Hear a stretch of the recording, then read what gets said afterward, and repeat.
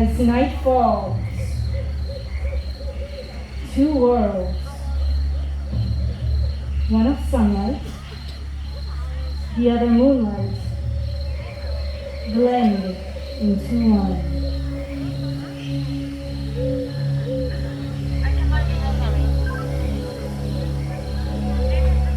Animals like the white raccoon search for that last bit of food before heading home to sleep. Digging with his dexterous paws, he searches for his favorites, insects, worms, and even the prize eggs. Once satisfied, he'll return to his home in the trees, where he'll settle in for the night.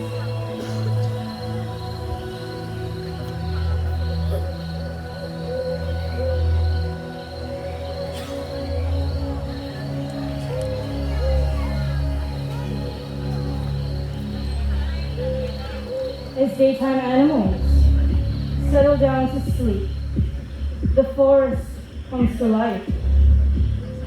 Hidden amongst the shadows, nocturnal animals merge from the dark silhouettes. With a body designed for speed and agility, a ghost-like marbled fox appears in the forest clearing. Known for their clever nature, this fox is a versatile and skilled hunter. Using his sensitive night vision and powerful sense of hearing and smell, he searches for that elusive prey.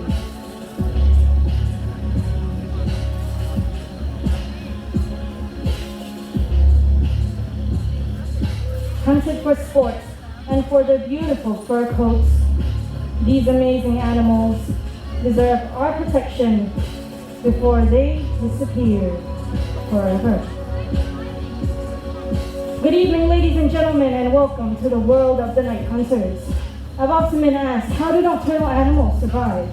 Well, all-night creatures have unique adaptations for survival in the forest.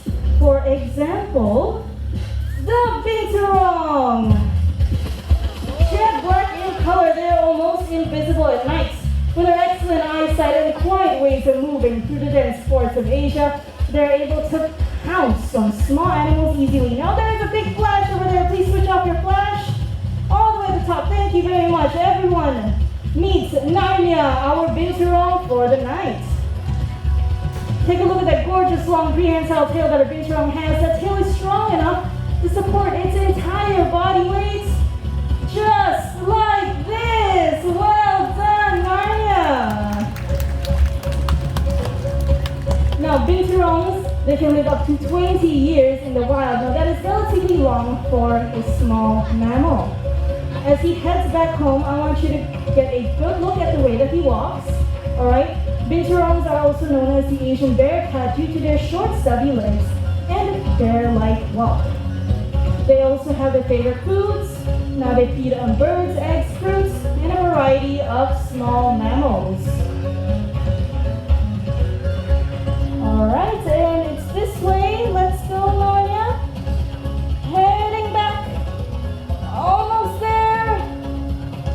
And there we go. Everyone, let's give a round of applause to Narnia, our binturong, once again. Okay. Now, binturongs, they are part of the civet family, and they rely on their keen sense of smell for survival. However, other nocturnal animals rely on their acute hearing powers. For example, the owls. Take a look at this owl here first. This is Oscar, our Eurasian eagle owl, with Liana, our trainer. Eurasian eagle owls are one of the largest species of owls in the world. As you can tell from their name, they can be found in parts of Europe and Asia. And let's not forget the very vocal Bulan, a Malay owl over here with Keen, our trainer. Malay fish owls, also known as buckfish owls, are native to Southeast Asia. In fact, they are one of the most common owls you can find right here in Singapore. All right, just a quick reminder, please switch off your flashes. Now, did you guys know that owls are one of the quietest raptors in the world when it comes to their flights? Did you guys know that? Yes, no, I see a mix of responses, so you know what? Let's see how quiet Bulan can be. Everyone, please remain seated. Please focus your attention over to Bulan. And please remain quiet. Whenever you're ready, Bulan.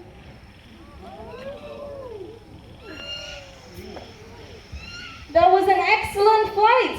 Now when Bulan flew over your heads, did you hear any sound at all coming from his wings? No, that is right. This is due to his softened wingtips, which enable him to glide silently over fields and meadows, and his prey will not even hear him coming. Another fun fact about owls is that they have asymmetrically set ears, alright? So this means that one ear is set higher than the other, and each ear can hear a different range of noises. This lets them triangulate the exact location of their prey in complete darkness, and that was once again a very wonderful flight from Bulan and Keen. Thank you guys so much. Well done. And I did not forget about Oscar and Liana here. Now I have a quick question before we move on to their segment. How many degrees do you think an owl can rotate its head? 270 or anything else? 360, anything else? Any other answers? 263, that's very specific. Any other answers? Any other? 270, 360? 260. Okay, well, the correct answer actually is, it's really close, 270 degrees, right? This is possible because they have 14 neck vertebrae, that's twice as much as ours. This enables them to turn their heads up to 3/4 of a circle. Now what Liana is going to do, she's going to walk across Oscar. All right, Oscar is going to follow her with his eyes, and he's going to turn his head 270 degrees. Are you guys ready to see that? Yes, okay, let's show them. Looking. There we go. Following, turning, and a bit more. There we go, 270 degrees. Okay, let's do this one more time, all right? Oh, okay, turning. Turn some more, and a bit more, come on.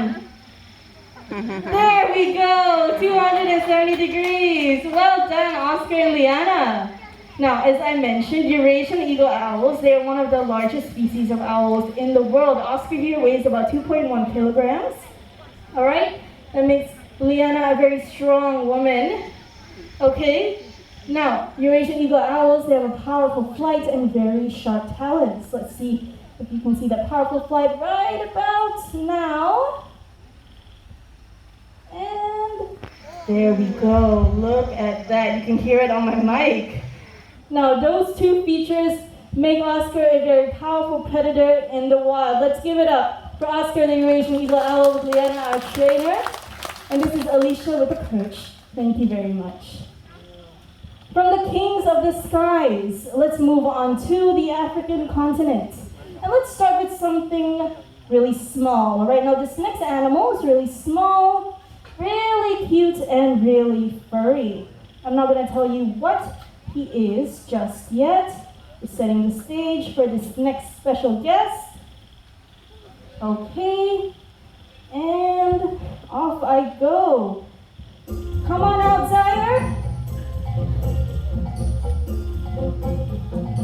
And here they are. Everyone meet Zaire, our fennec fox. And here we have Najmi, a wonderful trainer.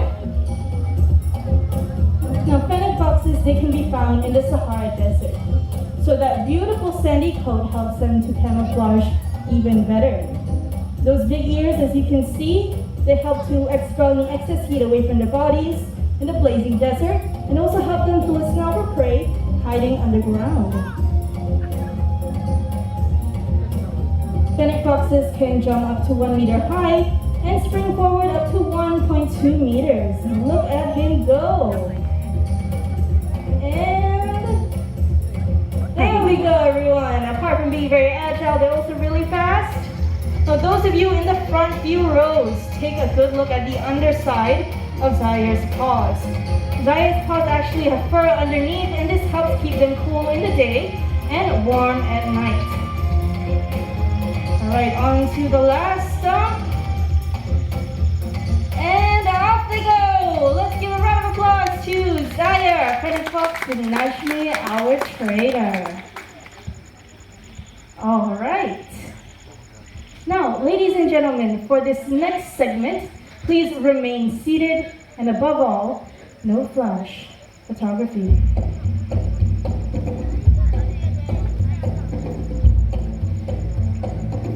A famous hunter from the African continent. This animal possesses a keen sense of smell and is able to detect carcasses from many miles away.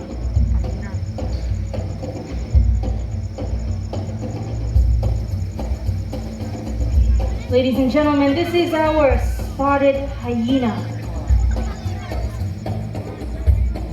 Spotted hyenas have strong, powerful jaws that can crush the bones of even elephants.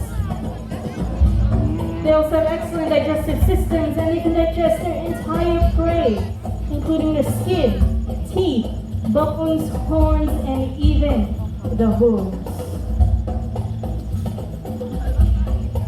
Spotted hyenas are the largest species of hyena in the world. Fully grown, they can reach up to 1.83 meters tall. Now that is the average height of a human man. Now a lot of people think that hyenas are a type of canine due to their resemblance to dogs. However, they are much more closely related to the cats. Coming up next in the grasslands of Africa, we have our serval. Servals resemble miniature cheetahs, except for their relatively shorter tails. So right now we are expecting a gorgeous four-legged feline in this exhibit over here. And we have, no, don't get confused, this is not our serval.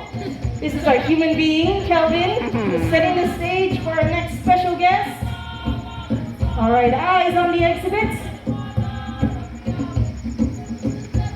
Let's see.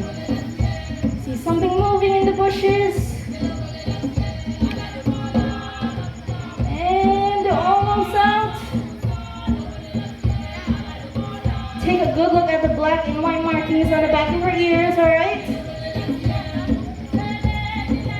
And here she is, everyone. This is Shami, a beautiful serval.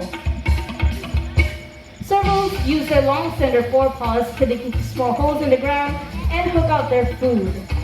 They also have very powerful hind legs, which enable them to leap up high into the air to catch their prey. Right? What they do with their long, slender forepaws is they also swipe at their prey, even mid-air. They're also known as the second fastest cat in all of Africa. And you can take a look, all right, at what Kelvin is holding over there. That is a target with some rope attached to it and a feather attached to the end. Now that is going to mimic a bird in flight. All right, and Shami here is going to show us, it's going to demonstrate her natural hunting skills. Oh, that was really fast. Are we going to try one more time? Okay, let's try one more time. Okay, let's see. Here we go. Man versus serval. Okay. Catching those of you with cats at home, this could be a very familiar enrichment activity. Let's see if Shami grabs that and pounces on it. Let's see. Almost there. Come on, Shami. You can do it. Almost there, behind you. There we go, almost. Okay, there, he caught it, everyone. Well done to Shami and Kelvin. All right. Now, as Shami is in the exhibit, get a good look at the black and white markings on the back of her ears. All right. Did anyone take a good look at them? Yes? Yes? No? Okay, well, that's okay. Those are called ocelli, all right? They act as a natural deterrent against predators sneaking up from behind them in the wild. All right? Now, as you're touring along the night safari, you will come across many different species of endangered animals, all right? And this includes the serval right over there. Oh, looks like they went back home. All right? Now, every year, around 300 species of animals go extinct. And if we don't do anything about it, this number will keep on increasing. There are a lot of things that we can do.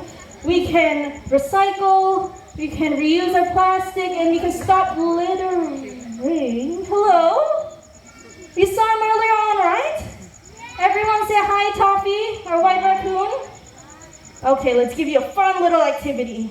All right, let's see you open this jar with your dexterous paws. Everyone, take a good look.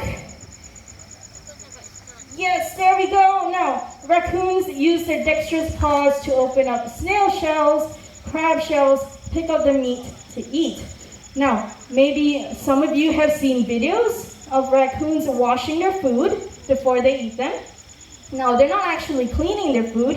What they're doing is that they are making their paws more sensitive using the water. All right, and this helps them to open up the shells more easily.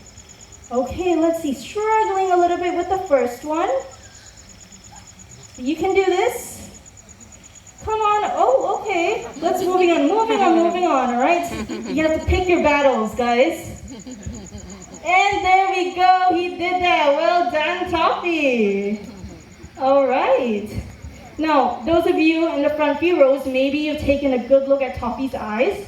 You'll notice that they're actually a gorgeous chocolate brown. A lot of people here think that Toffee is an albino animal. However, he is not. Albino animals would have reddish pinkish eyes instead. And those of you over here, you can take a good look. His beautiful brown eyes, just trying to get a piece of food inside. Now, Toffee is very meticulous, right? He will not leave a single piece of food behind. And he's off on the way home. Everyone say bye, Toffee.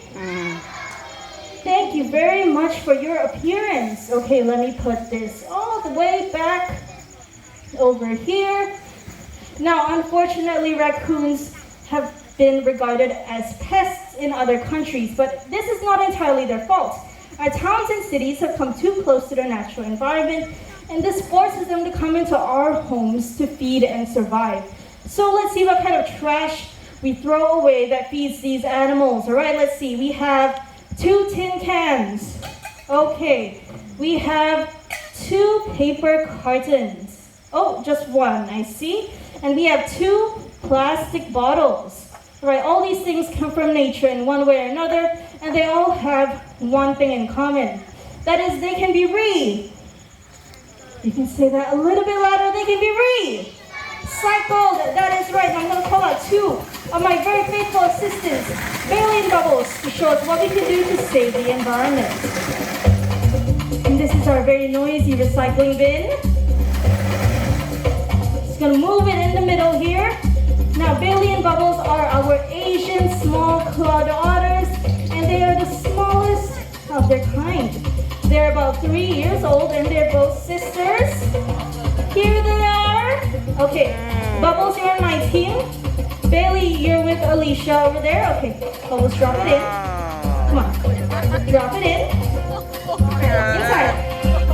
Come on, drop it in. You can do this. Drop it in. There we go. Okay, one more. One more. Bailey, Bubbles. Okay, just drop it in. Inside, come on. Your sister is waiting for you. Let's give her some encouragement. Come on, Bubbles, you can do this. Just one more. There we go.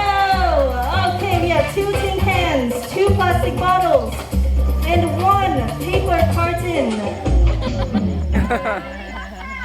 Do it myself. Well, you know what? I still think they did an amazing job. So let's give it up for Bailey, Bubbles, and Alicia, their trainer. All right, now we have 1 paper carton left. Maybe the kids can help me with this. Does this go into this bin? Does this go into this bin? Does it go into this bin? Yes, otters are very small, but they carry a huge message, and that is we can help to reduce, reuse, and recycle. Well, our journey through the night is coming to an end, but let's not forget the lessons that we learned tonight. From the owls in the skies to the binturongs in the trees, they want to remind us to protect their cousins in the wild and the fragile environments that they call home. What you do makes a difference, and you must decide what kind of difference you want to make. Because the greatest threat to our planet is the belief that someone else is going to save it for us. Thank you all for joining us here at the Creatures of the Night presentation. If you have any questions, feedback, comments about our presentation today, you may proceed to scan the QR code right outside the wooden gates as you exit the amphitheater to drop us any comments. Once again, thank you all for joining us here. Have a good evening. Please remain seated and wait for our presenters or Operation